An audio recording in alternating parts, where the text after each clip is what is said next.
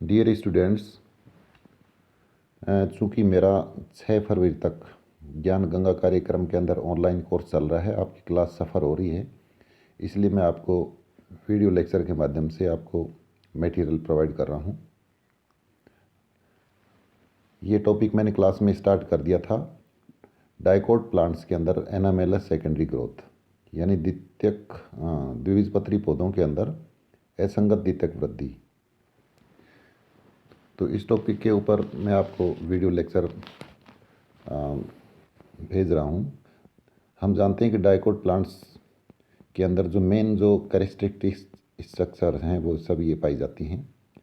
जैसे कॉर्टेक्स स्पष्ट होगी, एंडोडर्मिस भी स्पष्ट पाई जाती है, कंजॉइंट, कोलेटरल, ओपन और एंडार्क वेस्कुलर बंडल पाए जाते हैं, और जो वेस्कुलर स्टीलर रीजन जो है वह निश्चित होता है।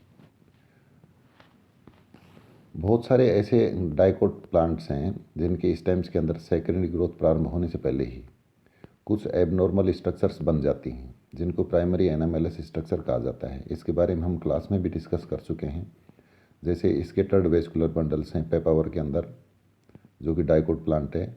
इंट्राजैलरी फ्लोएम लेप्टाडीनिया और कैलोट्रोपिस के अंदर पाए जाते हैं। मेडुलरी बंडल्स बोराविया और मिराबिलिस के अंदर मिलते हैं। कोर्टिकल बंडल्स निक्टेंथीज के अंदर पाए जाते हैं। तो ये प्राइमरी एनामेलस स्ट्रक्चर्स होती हैं। अब हमें पढ़ना है secondary growth, abnormal secondary growth क्या होती है। तो इसकी परिभाषा है, सेकेंडरी ग्रोथ के समय जब कैम्बियम की पोजीशन और एक्टिविटी दोनों ही असामान्य हों तथा कैम्बियम बाहर की ओर सदैव सेकेंडरी फ्लोएम और अंदर की ओर सेकेंडरी जाइलम न बनाए, तो ऐसी सेकेंडरी ग्रोथ को एबनॉर्मल सेकेंडरी ग्रोथ कहा जाता है। और इस प्रकार की सेकेंडरी ग्रोथ से स्टेम में कुछ असामान्य स्ट्रक्चर्स बन जाती हैं, जिनको सेकेंडरी एनामेलस स्ट्रक्चर कहा जाता है, जैसे बिग्नोनिया के अंदर। तो हेबरलैंड ने कैम्बियम की एबनॉर्मल एक्टिविटी के आधार पर ये बताया है कि एबनॉर्मल सेकेंडरी ग्रोथ है वह निम्न कारणों से हो सकती है। जैसे एक नॉर्मल कैम्बियम है और उसका बिहेवियर एबनॉर्मल है, यानी abnormal behaviour of normal cambium और एबनॉर्मल कैम्बियम का एबनॉर्मल बिहेवियर। दूसरा कारण ये हो सकता है। तीसरा कारण है कैम्बियम की अतिरिक्त पट्टियों का निर्माण होना, यानी formation of accessory cambial strips. और फोर्थ रीज़न है फॉर्मेशन ऑफ इंटरजाइलरी फ्लोएम, यानी इंटरजाइलरी फ्लोएम का निर्माण होना। तो जैसे पहले वाले एग्जाम्पल को हम पढ़ना चाहेंगे कि सामान्य कैम्बियम का असामान्य व्यवहार। तो अनेक जो वुडी प्लांट्स, वुडी और वो भी कौन से, क्लाइंबर्स और लाइनाज, जो किसी सपोर्ट के सहारे आगे चढ़ते हैं, ऊपर की ओर बढ़ते हैं या ज़मीन के ऊपर रेंग करके चलते हैं, इनके अंदर कैम्बियम अपनी सामान्य स्थिति पर होता है। लेकिन इस कैम्बियम के असामान्य व्यवहार के कारण सेकेंडरी ग्रोथ के समय एबनॉर्मल स्ट्रक्चर्स बन जाती हैं। इसमें एग्जाम्पल दिया गया है एरिस्टोलोकिया का।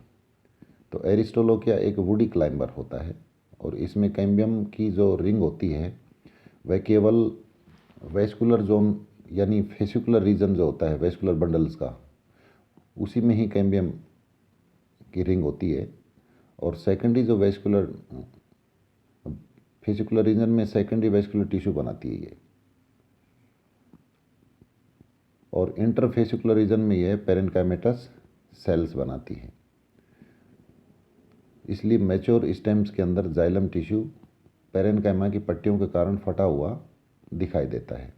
तो कुल मिलाकर के इसके अंदर हमें ये समझना है कि एरिस्टोलोकिया के जो वेस्कुलर बंडल्स होते हैं उनके अंदर जो कैम्बियम पाई जाती है, जिसको फेसिकुलर कैम्बियम कहा जाता है, तो वह उस फेसिकुलर रीजन के अंदर ही जाइलम और फ्लोएम बनाएगी, जबकि बीच का जो जोन है जिसमें जो कैम्बियम की पट्टी बनती है, जिसको इंटर फेसिकुलर कैम्बियम कहा जा सकता है, वहाँ पर यह सिर्फ पेरेन्काइमेटस सेल्स ही बनाती है। इसलिए मैच्योर स्टेम्स में सेकेंडरी जाइलम टिश्यू पेरेन्काइमा की पट्टियों के कारण फटा हुआ दिखाई देता है। तो एरिस्टोलोकिया में सेकेंडरी ग्रोथ के बाद पित्त का विस्तार हो जाता है और वेस्कुलर बंडल्स का आकार फैन शेप नज़र आता है, जैसा कि इस डायग्राम के अंदर दिखाई दे रहा है। तो ऐसे स्टेम्स में वेस्कुलर बंडल्स के बीच का जो पैरेन्काइमा है वह शॉक एब्जॉर्बर का कार्य करता है और यह तेज़ हवा से खिंचाव और संपीड़न को भी रोकता है। तो यह जो असामान्यता है यह प्लांट की आरोही प्रकृति के लिए एक एडेप्टेशन है। दूसरा इसी में एग्जाम्पल दिया गया है बिग्नोनिया प्लांट का। तो बिग्नोनिया प्लांट बिग्नोनिएसी फैमिली का एक ऑर्नामेंटल यानी एक सजावटी पौधा है, पेरिनियल है यानी बहुवर्षीय है और क्लाइंबर है, आरोही पादप है। तो यह प्लांट बिल्ली के पंजों की आकृति के 3 कांटों के समान जो इसमें टेंड्रिल्स निकलते हैं उनसे यह आरोहण करता है, इसीलिए इस जाति का नाम भी बिग्नोनिया एंगुइस रखा गया है। और एंगुइस का अर्थ होता है कैट पा यानी बिल्ली के जो पंजे होते हैं। बिग्नोनिया वेनेस्टा जो है इसकी स्ट्रक्चर भी इसी के समान होती है। तो बिग्नोनिया के स्टेम्स के अंदर सेकेंडरी जाइलम में सेकेंडरी फ्लोएम की फर्रो पाई जाती है यानी खांच मिलती हैं और इसमें कैम्बियम के एक दिशीय और द्विदिशीय चाप बनने के कारण यानी कैम्बियम की 2 दिशा में पट्टियां बनती हैं, तो इसे विशेष प्रकार की सेकेंडरी ग्रोथ होती है। तो कैम्बियम रिंग का एक दिशीय चाप अधिकांशतः फ्लोएम बनाता है और इसके विपरीत जो बाई डायरेक्शनल जो चाप होता है उसके द्वारा निर्मित जाइलम की मात्रा लगभग फ्लोएम के बराबर या अधिक होती है।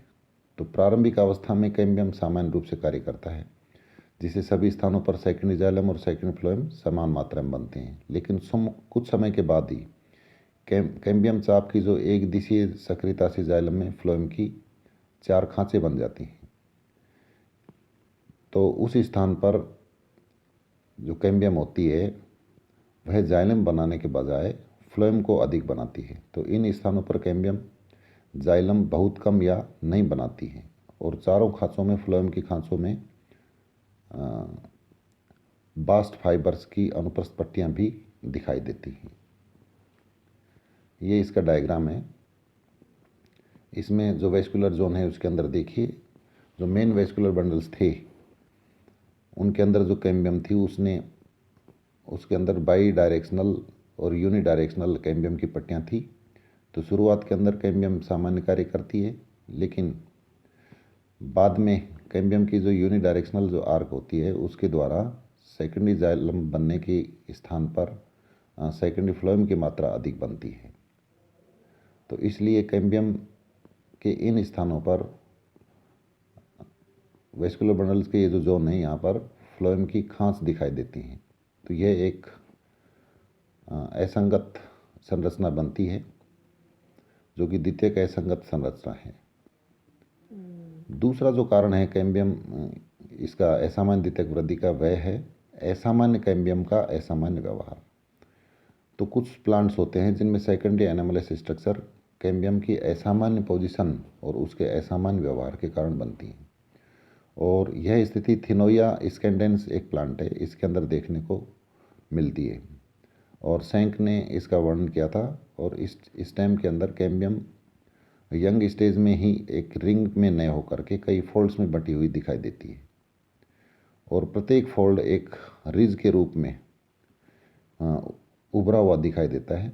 जब सेकेंडरी ग्रोथ प्रारंभ होती है तो प्रत्येक फोल्ड सेपरेट हो जाती है और तने में कई स्थानों पर अलग अलग रूप से सेकेंडरी टिश्यू बनाती है। इसलिए अलग अलग फोल्ड्स में स्थित असामान्य स्थिति वाली जो कैम्बियम है उसके द्वारा अनेक स्थानों पर सेकेंडरी टिश्यू बनने से स्टेम एक विचित्र पालीयुक्त नज़र आता है और तथा पॉलीस्टिक कंडीशन का आभास होता है। तो यह जो सेक्शन दिया गया है ये सेकेंडरी इसका थिनोइया स्कैंडेंस का जो स्टेम है इसमें एबनॉर्मल सेकेंडरी ग्रोथ को दिखा रहा है और इसके अंदर जो कैम्बियम है रिजेज के रूप में दिखाई दे रही है। बाद में इसके अलग अलग फोल्ड्स बन जाते हैं जहाँ पर ये इंडिपेंडेंटली सेकेंडरी ग्रोथ करती हैं और एक प्रकार से पॉलीस्टिलिक कंडीशंस का यहाँ पर प्रदर्शन होता है। इसके बाद इसमें फॉर्मेशन ऑफ एक्सेसरी कैम्बियम का है और इंटरजाइलरी फ्लोएम का निर्माण है, उसको अपन नेक्स्ट वीडियो लेक्चर के अंदर पढ़ेंगे। Thank you.